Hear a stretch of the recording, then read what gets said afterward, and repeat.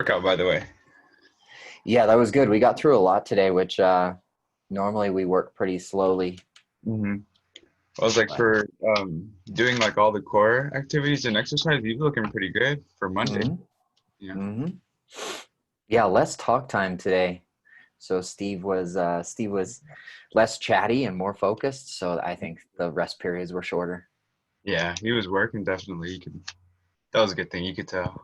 hmm What Definitely. questions do you have for me today based on the mentorship program or the workouts? So I have quite a few. Most of them are gonna relate to like the members and then the programs itself. So I guess the first one I wanted to ask is, you said there's the core values of your company is like safety, education, community, and transparency. Are those like safety is definitely one all across the board, but like if I were to make my own, would it have to be more? I guess is that the way to attract members and membership is the core values that you have, or like your mission statement, like that all comes together and sums in? You asked a question last week about the laws of attraction and how personal growth comes into building a business. Well, the core values of the business are for yourself to stay on track with why you do what you do. hmm And then if you bring teammates onto your fitness business or any business thereof, they also are held accountable by the core values. So it's our way to encourage buy-in from ourselves to stay consistent hmm as a leader. And then it encourages buy-in from your teammates. And Okay. then eventually this culture gets created within your business that trickles down into the community piece as well. And for example, in a fitness business, if safety is one of your core values, then our teammates, our trainers who work with us, won't choose headstand push-ups. Right. Like Yeah. that's not a safe exercise that fits our culture. Mhm. We won't do Olympic lifting for time. That's not safe in our culture. Definitely. Okay. So in other words, everyone has to agree with it for it in order for it to work. Otherwise, like if you just make it up and you're the only one that does it, I guess so as the owner, if I were to have my own business, it would be my job to, I guess, trickle that down to everyone else and then trainers to people and people hmm to other people. Yeah, you live by it, hmm and your teammates don't necessarily have to agree. hmm That's the beauty of working with other people, is that they don't have to agree with your opinions in order to adhere to your company policy Okay. or company culture. Excuse me. Policy is a different thing. Mhm. Um, so let's just say that I had a CrossFit coach that wanted to come rent space from me, Okay. and he had, in his first workout with a couple of our clients, it was small group training.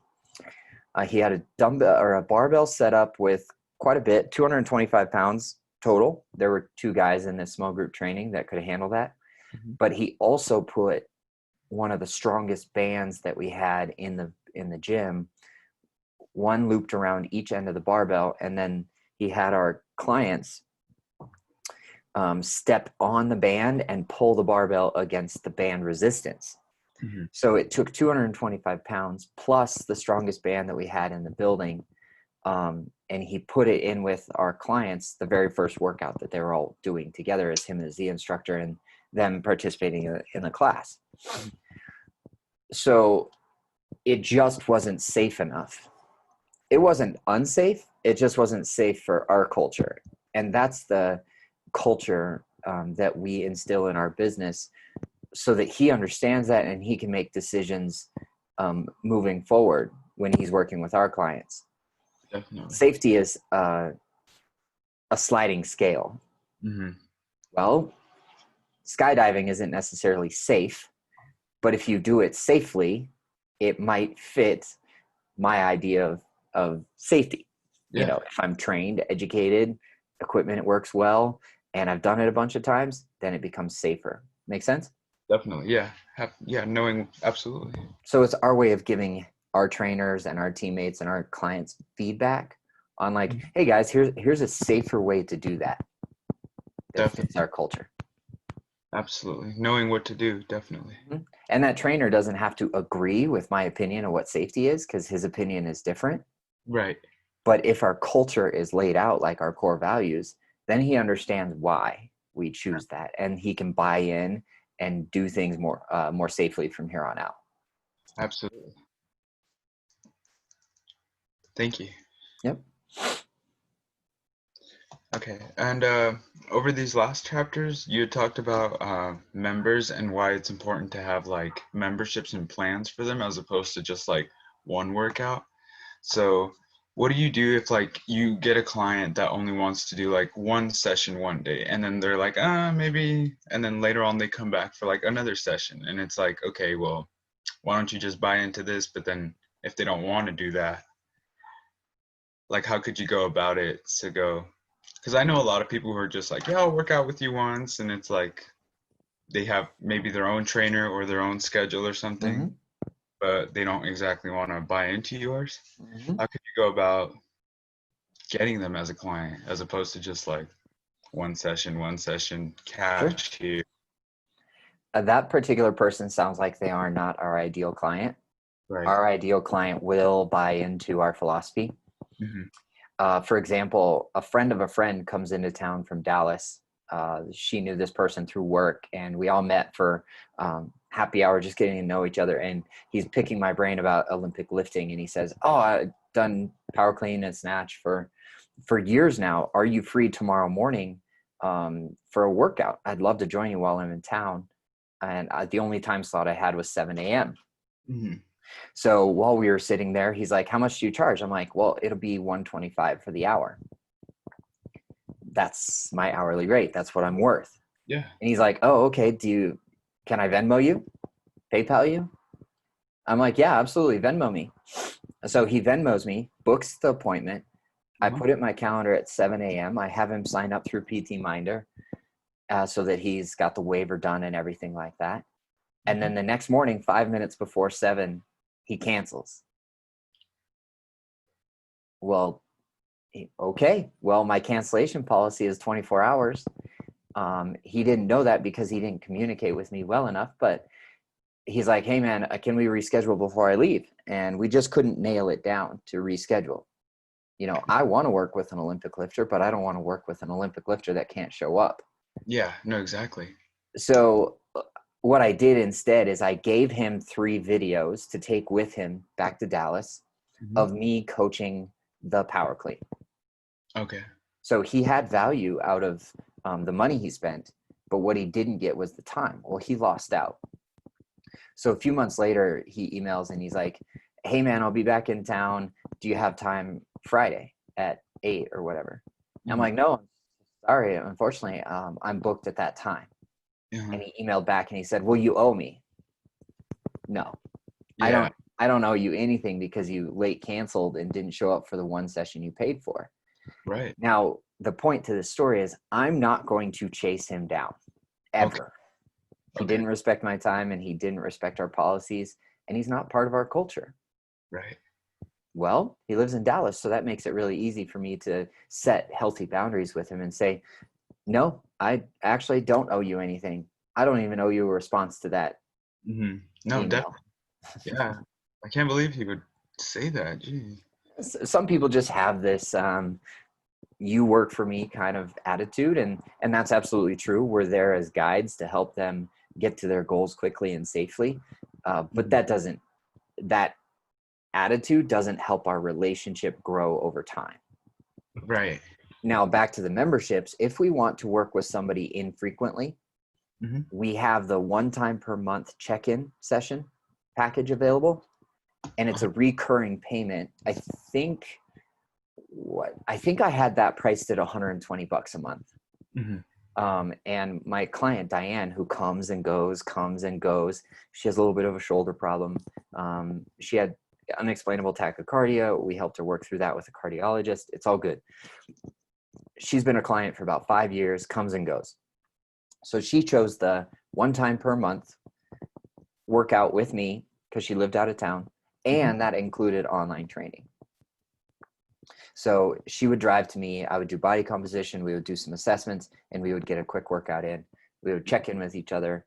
And over the course of the month, you could plug that session in wherever you want. Right. In March, it could be the 4th week of the month. In April, it could be the 2nd week of the month. Just in the calendar month between times when I charge her, she needs to schedule that appointment with me. Therefore, it's flexible, and she can do it on when it works for her. And I know that I'm holding her accountable with that principle of investment, the $120 a month. Absolutely. And she gets a huge value out of that because she gets an online workout program wherever she's at in the world, and she gets 1 hour with me. Okay, definitely. Thank you. So yeah, that kind of piggybacks into the next question is, what do you do about clients who, let's say, can't afford you for whatever time or so? Is there any, like, how do you go about giving, do you even like give a discounted? Like, let's say, so if I was trying to reach out to like, let's say like Mexican population, Latino population, a little more, and a lot of those people, they get home late and they work longer hours, you know.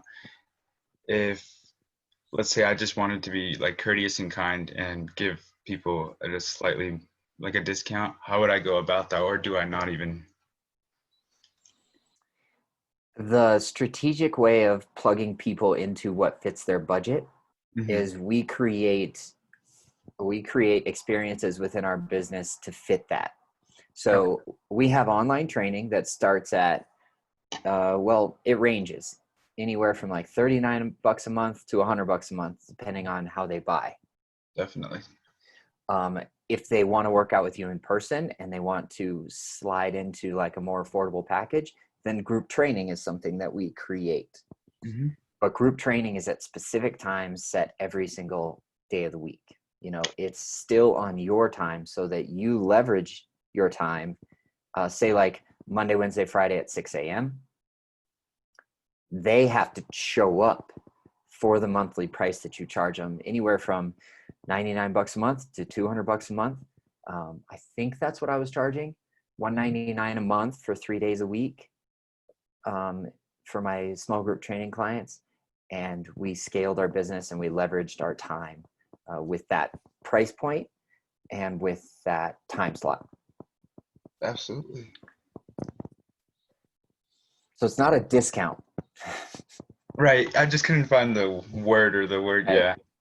Right. So It's just leverage your time, but also fit their budget with small group training or online training or hybrid programs, just like the 1 time per month plus online training. Alrighty. Absolutely. Thank you. Yep. Okay. The next one is, I guess, referrals. So you're supposed to, if when you get 4 no's to 1 yes, how common is it that you get referrals from people that end up saying no? Quite a bit, actually.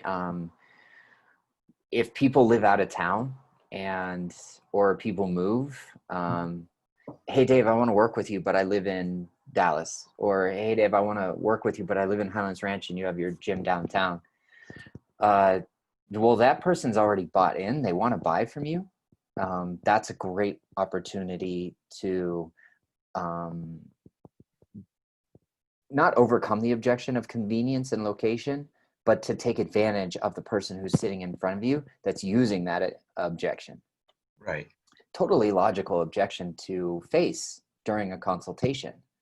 Oh, your gym is just too far from me. Okay, well, we have online training for you. This is what it includes. And by the way, do you know somebody who lives closer that is just like you that wants to, you know, improve their fitness and reach their goals? Definitely.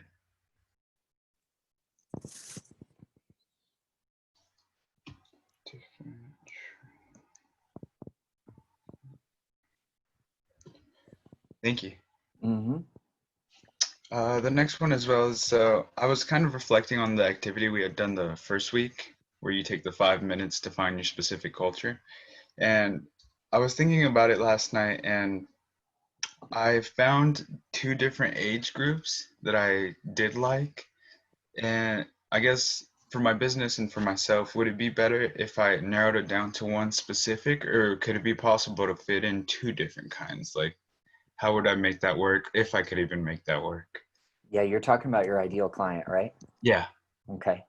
Uh, so we narrow down our ideal client for marketing purposes. Hmm. It does not mean that you can't work with two populations. Okay. It just means that we only market to one population, and that saves us time and it saves us money Hmm. because we're not having two different marketing strategies for two different populations. Right. When I have my ideal client, 25 to 40-year-old busy adults, Hmm. that doesn't mean I can't accept a referral for their parent or for their child. Hmm. Amy was our client for like 4.5 years. She hired me for her son first. He was 15 at the time. I Definitely. enjoyed working with him as a high school soccer athlete, but for some reason I enjoyed working with her and her two oldest daughters who fit my ideal client Hmm. better, or I just enjoyed it more. Definitely. So I was only marketing to Amy, but she hired me for her son. So pick, I guess what you like better is eventually going to lead you to what you coach. Mm-hmm. Yeah, what are our skill sets? Like, am I skilled at marketing to my ideal client, 25 to 40-year-old busy adults? Hmm. Maybe. Um, that's actually why I've hired other people to help me market to that niche. Am I better at marketing to a high school and college and pro athlete? Hmm. Probably, because that's who I was. I never made it to pro, but I certainly could start in jujitsu and speak from that experience of competing at 40 years old in a Hmm. jujitsu sport at the pro level. Definitely. Thank you. Yep.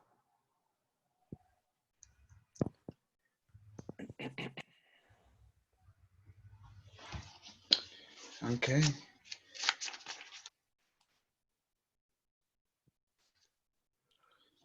Got the numbers down. Yeah. So yeah, I guess you answered one of them already while you were talking, which was two of them. So Mm-hmm. cross that. Yeah. Oh, as far as so your specific business is training and nutrition. What if because I know both of them, they go hand in hand definitely. What if I had like what if I specifically chose to do one or the other as opposed to both of them combined? Because like in order for them, I guess for people to take you more seriously, you have to be like a dietitian and have these certifications and stuff. Let's say I just wanted to follow one specific path. Would that be less beneficial than if I did both in the future, or? And no, actually, sticking to one lane in your Mhm. business is really beneficial. It's the same thing as narrowing down your ideal client. Okay. If you were just a fitness professional, not just, but if you chose the fitness lane to stay in for the rest of your career, you could be Mhm. extremely successful. But what we recommend that you do is find a power partnership with a nutritionist, a dietitian, or a meal prep business, Mhm. whether that's a personal chef like my friend Morgan Cannaber, Yeah. or um, Fit, Fat, Go, whatever it's called, Ready, Fit, Go, or Uh-huh. Fit and Go. I don't know what the meal prep services are calling themselves nowadays, That's a lot. but find a nutritionist, whether that's a functional nutritionist or an integrative nutritionist or a dietitian, RD, RN. Find somebody like that who's an expert, who does not concentrate in fitness, and then you guys can pair your businesses together and cross refer back and forth. Okay. However, what you'll find is in your fitness business, you'll be giving simple nutrition advice every day. Absolutely. But never actually prescribing to them. Yeah, and we don't prescribe either. We simply just give out a meal prep workshop Mhm. that is mobile friendly, and it's a month long, and they can reach their goals quickly and safely. Definitely. And that would have to be closely paired to my training as well too, so I would base it off that. In Or philosophy, yeah. okay. Your nutrition philosophy has to pair your fitness philosophy. Yeah, no, definitely. Yeah. Like an endurance sport athlete or an endurance sport coach, like you're training Ironman for these 8-hour races or whatever. Mhm. You're not going to have them do intermittent fasting necessarily. No, definitely Like not. it, or you're not going to have them do keto. Yeah, no. It just doesn't make sense because of the substrate that your fitness business needs to Mhm. have your clients be successful. Definitely.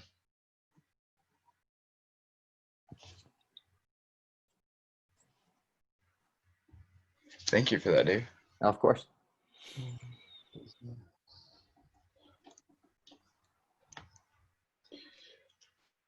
Uh, that was pretty much it, boss. Okay. That's great. Yep. Keep up the good work. We'll connect with Steve again twice more this week, and shoot me any questions that you have via email Absolutely. about I the did. mentorship course or about your workout program. I Okay. saw some notes on how hard that lower body That was core. killer. That was killer. My sisters were, yeah, they were dying afterwards. It was Uh-huh, kind of funny because, yeah, uh-huh. they don't work out as often as I do, or they're more into bar and yoga and stuff like that. Mm-hmm. And so when I did it, yeah, they were dying. It was on Mm-hmm. it. I liked it. Yeah, I saw your notes on the warm up or lack thereof. And what I did is I simply just took the dynamic warm up and put that first. I didn't Mhm. really necessarily have a warm up to strictly elevate the heart rate. I consolidated into just this flow from dynamic warm up straight to the workout. Yeah. And honestly, I never actually like thought about even doing that or actually even went through something like that. So it was good, honestly, because it kept me like not complacent. Mm-hmm. And Yeah, so we're always going to surprise you. yeah, I noticed that today with Steve too. Like he's like, oh, changing it up. I was like, yeah, he does that. It's good, honestly. I liked it. Yep. Yeah, adding in the entertainment and the variety piece of the puzzle for our workouts really keeps our clients engaged. Um, Definitely. one of the feedback that I got from my ideal client early in my career was Dave always keeps it changing, interesting, fun, um, entertaining. And over the course of time, we changed it more into a periodization model, a progressive linear fashion. But in the beginning of my career, there was a very um, non-linear program design for my clients. Yeah, I think that's awesome, honestly. You're the first person that I've ever seen actually do that. So Mhm. thank you for teaching me that. You're welcome. They are both effective.